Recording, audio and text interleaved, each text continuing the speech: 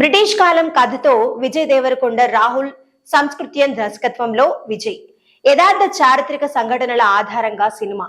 ఈ సినిమా కోసం నిర్మిస్తున్న ప్రత్యేక సెట్.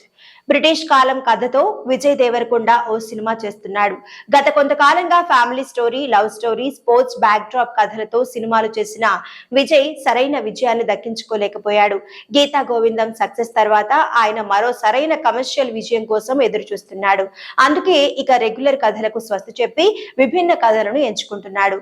ప్రస్తుతం విజయ్ దేవరకొండ జెర్సీ ఫేమ్ గౌతమ్ తిన్ననూరి దర్శకత్వంలో ఓ సినిమా చేస్తున్నారు. వేసవిలో ఆ చిత్రం ప్రేక్షకుల ముందుకు రానుంది. ఇక దీంతో పాటు టాక్సీవాలా ఫేమ్ రాహుల్ సంస్కృత్యం డైరెక్షన్ లో ఓ సినిమా చేయడానికి అంగీకరించాడు. ఈ చిత్రం షూటింగ్ త్వరలోనే ప్రారంభం కానుంది. బ్రిటిష్ కాలం నేపథ్యంలో పీరియాడిక్ యాక్షన్ డ్రామాగా ఈ చిత్రం తెరకెక్కనుందట.